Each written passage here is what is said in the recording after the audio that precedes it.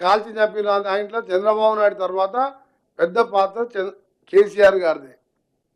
లగచర్ల చేసిన సురేష్ అని ఆయన రేప్ కేసు మైనర్ అమ్మాయిని రేపు చేసి మర్డర్ కేసులలో నుండి బరాబర్ ఆ సురేష్ అంటుండు నా పార్టీ వాడే, నా పార్టీ అని చెప్పిండంటే నాయన కేటీఆర్ నీకు దండం.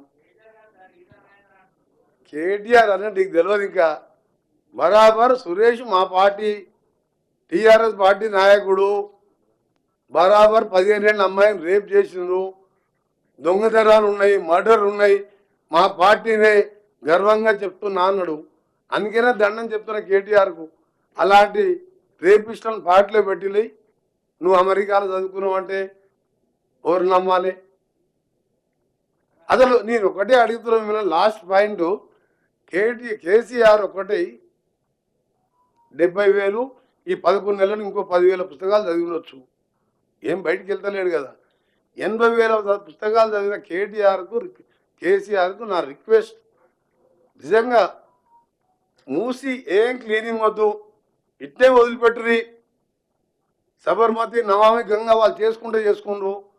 ప్రజలు నల్గొండ వాళ్ళు రంగారెడ్డి సావని అని ఒక్క మాట కేసీఆర్ నొచ్చి మూసి శుద్ధీకరణ వద్దు, ఇట్లనే సావని నల్గొండలని చెప్పవను నేను మా ముఖ్యమంత్రి గారిని ఒప్పించి మూసి జోలికే భూమి.